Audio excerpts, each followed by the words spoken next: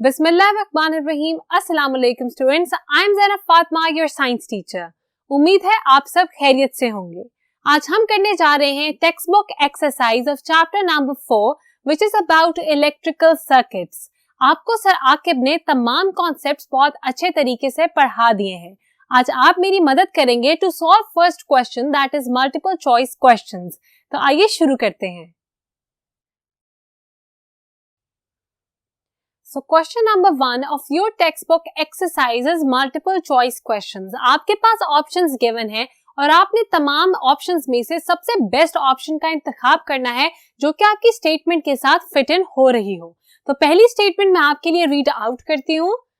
Statement number 1 is a light bulb converts. एक जो light bulb होता है वो कन्वर्ट करता है कौन सी एनर्जी को किस एनर्जी में। हमारे पास ऑप्शंस हैं।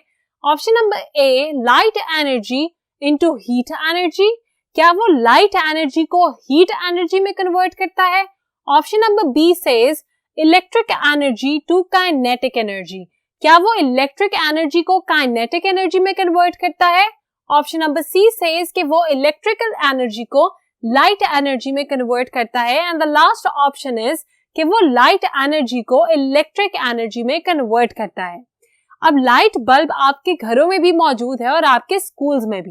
आपको पता है कि लाइट बल्ब जो है वो इलेक्ट्रिसिटी के बगैर नहीं चलता। इसका मतलब कि इनिशियली उसको मिलती है electricity which is electric energy. अब जब भी आप इलेक्ट्रिक बल्ब को इलेक्ट्रिसिटी देते हैं, मतलब बिजली फराहम करते हैं, तो वो लाइट हो जाता है। इसका मतलब कि वो हमें लाइट एनर्जी फराहम करता है, रोशनी देता है। इसका मतलब कि हमें पहले तो उसको इलेक्ट्रिसिटी दी और बाद में उसने उस इलेक्ट्रिसिटी को कन्वर्ट कर दिया लाइट एनर्जी में। तो हमारे पास जो ऑप्शन नंबर सी है जिसमें लिखा है that it converts electric energy to light होगी हमारी करेक्ट ऑप्शन, क्योंकि ऐसा ही होता है लाइट बल्ब और बाकी तमाम ऐसी डिवाइसेस में जो कि हमें रोशनी फराहम करती हैं, वो इलेक्ट्रिसिटी को कन्वर्ट कर देती हैं इनटू लाइट एनर्जी। तो हम ऑप्शन नंबर सी को करेक्ट ऑप्शन मार्क करेंगे फॉर स्टेटमेंट नंबर 1। आप मेरे साथ साथ तमाम करेक्ट ऑप्शंस मार्क करते जाइएगा अपनी टेक्स्ट बुक एक्सरसाइज पे। मैं चलती हूँ क्वेश्चन नंबर 2 की तरफ। So question number 2 is which one is a good electric insulator. आपको पता है कि दो तरह के मटेरियल्स होते हैं। एक वो मटेरियल है जो अपने अंदर से इलेक्ट्रिसिटी को पास थ्रू हो लेने देगा, उसको हम कहते हैं इलेक्ट्रिक कंडक्टर। दूसरा ऐसा मटेरियल होता है जो अपने अंदर से इलेक्ट्रिसिटी को पास थ्रू नहीं होने देता, उसको हम कहते हैं इलेक्ट्रिक इंसुलेटर। क्वेश्चन में हमसे पूछा गया है which one is a good electric insulator. इन तमाम ऑप्शंस में से ऐसा कौन सा मटेरियल है जो कि अपने अंदर से इलेक्ट्रिसिटी को पास नहीं होने देगा। आइए देखते हैं कि हमारे पास ऑप्शंस क्या हैं। Option number A is gold, मतलब सोना। Option number B is graphite. Option number C is plastic and option number D is water. अब आपको पता है कि ये बहुत मशहूर बात है, अगर तो आपके हाथ गीले हों तो आपको स्विच ऑफ नहीं करना चाहिए। Why? Because water is a very good conductor of electricity. आपको करंट लगने का डर होता है। इसका मतलब that D which is water is a good electric conductor. ये इंसुलेटर नहीं हो सकता। ग्रेफाइट जो है it is a form that is on top of your pencil. आप अपनी पेंसिल के टॉप पे देखेंगे ग्रे कलर का जो मटेरियल लगा हुआ है that is graphite which also conducts electricity. वो भी अपने अंदर से इलेक्ट्रिसिटी को कंडक्ट होने देता है, पास थ्रू हो लेने देता है। Then we have gold. Gold मतलब सोना। आपको पता है कि जब सर्किट्स बनते हैं तो उसमें जितनी भी बहुत छोटी छोटी हमने वायर्स को अटैच करना होता है या कनेक्शंस बनाने होते हैं, उनके ऊपर होती है gold plating. Why? Because gold is an excellent conductor of electricity. ये बहुत ज्यादा मिकदार में और बहुत एफिशिएंटली अपने अंदर से बिजली गुजरने देता है, इसीलिए हम कहते हैं कि ये इलेक्ट्रिक कंडक्टर है। जो लास्ट ऑप्शन हमारे पास रह गई है वो है प्लास्टिक की।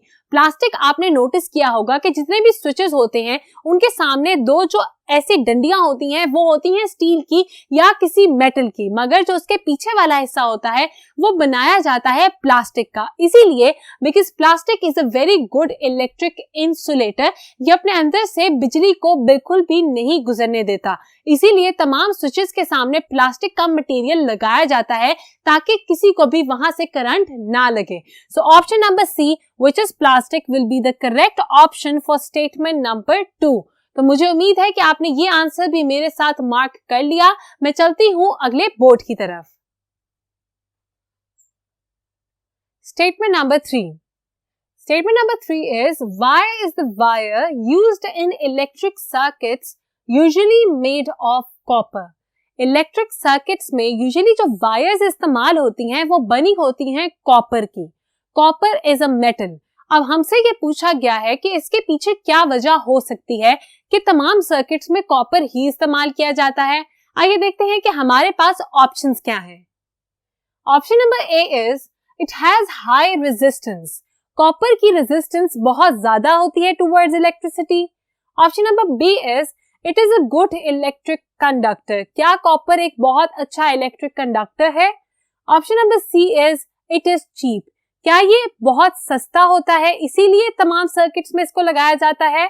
या फिर option number D, it is expensive. क्या इसको इसीलिए तमाम सर्किट्स में लगाया जाता है क्योंकि ये बहुत महंगा मिलता है? अब इन तमाम ऑप्शंस में से करेक्ट ऑप्शन क्या होगी? Correct option will be that it is a good electric conductor. ये एक बहुत अच्छा इलेक्ट्रिक कंडक्टर है। आपको पता है कि इलेक्ट्रिक सर्किट्स में सबसे बड़ा मकसद यही होता है कि हमारी इलेक्ट्रिसिटी कंडक्ट हो जाए और उसमें किसी किस्म की हिंड्रेंस ना आए। अब ये तभी मुमकिन है जब हम ऐसा मटेरियल यूज करें जिसमें इलेक्ट्रिसिटी बहुत आसानी से पास थ्रू हो जाती हो। अब कॉपर एक ऐसा मेटल है जिसके अंदर से इलेक्ट्रिसिटी बहुत अच्छे तरीके से पास थ्रू हो जाती है। बाकी ऑप्शंस लिखी हैं दैट इट इज चीप।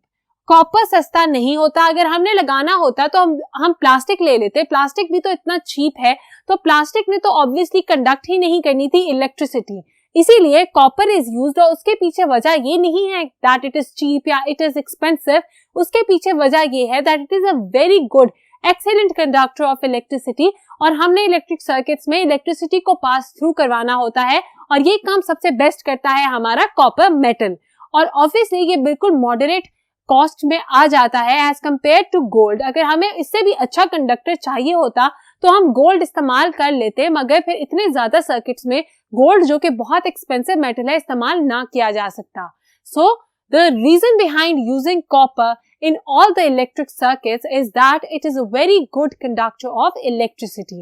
इस हिसाब से हमारी ऑप्शन नंबर बी होगी correct option for statement number 3। मुझे उम्मीद है कि आपने मेरे साथ आंसर मार्क किया है। अगर आपने नहीं किया तो अभी इस वीडियो को पॉज कीजिए और तमाम करेक्ट ऑप्शंस मार्क करके वापस आइए। Well done students. Now we are moving towards our fourth statement, that is, What is the unit of current? Current का यूनिट क्या है? आपने अपने चैप्टर में करंट को बहुत अच्छे तरीके से पढ़ा है। इसका यूनिट भी आपने पढ़ा और आपने वो इंस्ट्रूमेंट भी पढ़ी जिसके जरिए या वो डिवाइस जिसके जरिए आप करंट को मेजर कर सकते हैं। हम देखते हैं हमारे पास ऑप्शंस क्या हैं। Option number A is ampere, option number B is ohm, option number C is volt and option number D is watt. आपको पता है कि वॉट एक ऐसा यूनिट है जिससे हम पावर को मेजर करते हैं। Ohm is the unit for resistance. अगर आपने रेजिस्टेंस मेजर करनी हो then you use the unit ohm. Then you have volt. Volt जो है वो वोल्टेज से निकला है। अगर आपने वोल्टेज बतानी हो किसी चीज की then you use the unit volt. Last हमारे पास है AMP that is indicating ampere. Ampere is the unit of current. जब हमने अमाउंट ऑफ करंट बताना हो then we tell it in ampere that is AMP, या फिर हम कह सकते हैं it is denoted by capital A. हम रिप्रेजेंट करते हैं करंट को with ampere which is A और ये होगा हमारा यूनिट फॉर करंट। आप करेक्ट ऑप्शन मेरे साथ मार्क कर सकते हैं which is option number A for statement number 4। We are only left with one multiple choice question, तो आइए उसको भी सॉल्व कर लेते हैं। Last multiple choice question, that is statement number 5. It says what is used to measure current in a circuit. एक circuit में अगर हमने करंट मेजर करना हो तो फिर हम कौन सी इंस्ट्रूमेंट या डिवाइस यूज करेंगे? आप याद रखिएगा कि करंट का यूनिट है एम्पेयर। इसका मतलब कि अगर हमने करंट को मेजर करना है तो इस तरह का मिलता जुलता कोई नाम होगा। मैंने आपको हिंट तो दे दी, मगर अभी पहले मैं आपके लिए तमाम ऑप्शंस रीड आउट कर दूं। Option number A is ammeter, Option number B is a battery. Option number C is a rheostat and option number D is a voltmeter. Voltmeter बता रहा है कि वोल्ट मतलब वोल्टेज को मेजर करने के लिए हम वोल्टमीटर इस्तेमाल करेंगे। बैटरी जो है वो मेजरिंग इंस्ट्रूमेंट या डिवाइस है ही नहीं। Battery is actually the source of current, तो ये भी हमारा आंसर नहीं हो सकता। Then we have a rheostat. Rheostat जो है ये भी मेजरिंग इंस्ट्रूमेंट नहीं है, एक्चुअली ये हमारे करंट की जो इंटेंसिटी है उसको कंट्रोल करने वाली डिवाइस है। The only option we are left with is ammeter. From ampere ये वर्ड निकला है एमीटर, जिससे हम मेजर करते हैं करंट को। इसका मतलब option number A that is ammeter will be the correct option for statement number 5 that was the last statement for multiple choice questions. तो इसके साथ ही हमने question number 1 of your textbook exercise of chapter 4 complete कर लिया है। मिलते हैं next lecture में जहां हम करेंगे टेक्स्ट बुक एक्सरसाइज के बाकी तमाम क्वेश्चंस को सॉल्व। तब तक के लिए अपना बहुत ख्याल रखिएगा। खुदा हाफिज।